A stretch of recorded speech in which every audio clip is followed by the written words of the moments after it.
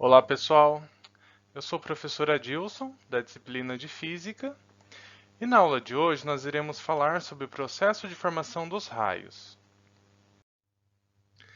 Então, a aula foi dividida em uma breve introdução sobre os raios.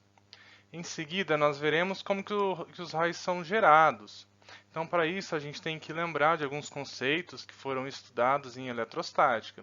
Esses conceitos são os processos de eletrização e também o conceito de campo elétrico. Então, depois eu farei uma revisão sobre todo o conteúdo que foi abordado durante essa aula. Então, o raio, ele é um dos mais antigos fenômenos da natureza, observado e temido pelo homem. Os raios são observados em erupções vulcânicas, em incêndios florestais intensos, em detonação nuclear em superfície, em fortes tempestades de neve, e principalmente eles são observados em tempestades severas. E como que o raio é gerado? Então, para que tenha as condições para a formação do raio, a primeira coisa é necessária a geração de cargas elétricas na nuvem. Então, para isso é necessária a presença de cristais de gelo, granizo e gotas de água super resfriadas e fortes correntes ascendentes. Então, quando as partículas de gelo mais pesadas, chamada de granizo, caem, elas chocam-se com as gotículas de água super resfriadas e também com cristais de gelo.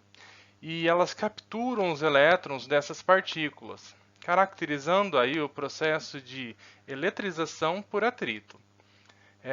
Agora, as partículas mais pesadas, que já foram carregadas negativamente durante a descida, elas vão para a parte inferior da nuvem, enquanto que as partículas leves, carregadas positivamente, são levadas pelas correntes ascendentes para os níveis superior da nuvem.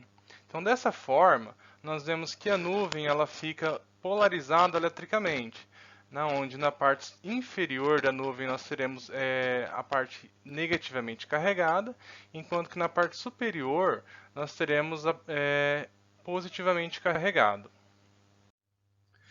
E outro fenômeno que tem que ocorrer para a existência do raio é a geração de um campo elétrico. Então, tendo em vista que já ocorreram a separação das cargas na nuvem ou nas nuvens, essa separação de carga gera um forte campo elétrico entre a base da nuvem e o topo. E quanto maior é a carga elétrica, mais forte é o campo elétrico e maior a atração entre as cargas. Mas a atmosfera ela é isolante, ela é um bom isolante. Então deve-se formar uma enorme carga elétrica antes de que aconteça o raio. Quando um certo valor de carga é atingido, a força do campo elétrico é maior do que as propriedades isolantes da atmosfera. Então acontece o raio dentro da nuvem. Ou seja, o campo elétrico ele é tão intenso que ele vai romper a rigidez dielétrica do ar. E o ar ele passa a ser um condutor elétrico. Além disso, observa-se um outro campo. Observa-se que um outro campo é formado, só que desta vez o campo é formado por indução entre a base da nuvem, que está negativamente carregada, e a superfície terrestre, que devido à indução vai estar positivamente carregado. Só que esse campo ele é muito mais fraco do que aquele campo que existe no interior da nuvem. Tanto que de 75 a 80% dos raios ocorrem dentro da nuvem. Então agora eu vou passar um vídeo que vai resumir todo o conteúdo que a gente viu durante essa aula.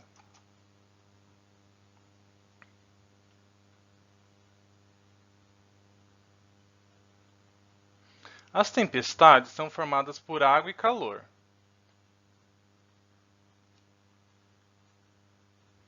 Quando bolsas de ar úmido são aquecidas pelo Sol, elas sobem e, enquanto ganham altura, o ar à sua volta fica frio e a pressão atmosférica diminui. A umidade se esfria e condensa para formar as nuvens.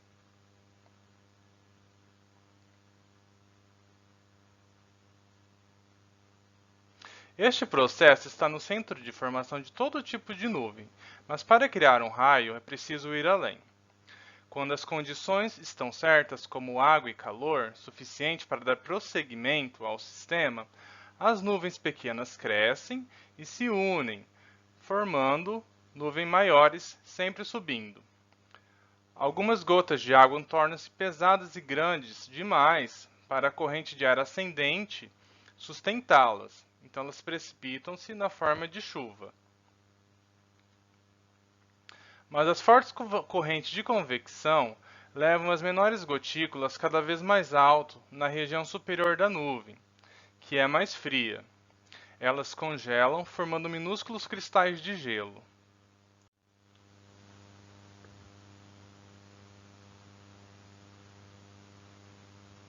No topo da nuvem, que pode estar a quilômetros de altura, elas se espalham horizontalmente, tomando uma forma achatada de bigorna, que é típica de uma nuvem de tempestade.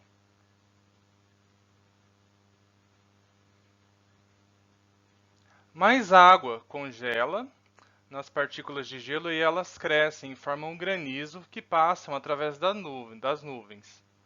O granizo cai através da corrente de partículas menores em ascensão, causando milhões de colisões. Cada colisão derruba elétrons dos cristais de gelo que estão subindo, dando uma carga elétrica positiva, enquanto o granizo que está caindo fica carregado negativamente. Assim, toda a nuvem acaba ficando eletrificada com uma pilha gigante positiva na parte de cima e negativa nas regiões inferiores. E algo tem de acontecer.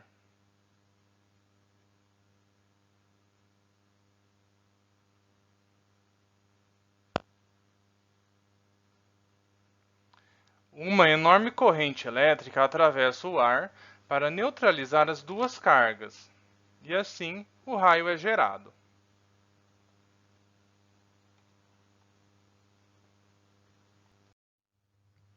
Então eu gostaria de agradecer pela atenção de vocês. Eu vejo vocês na próxima aula. Tchau, tchau.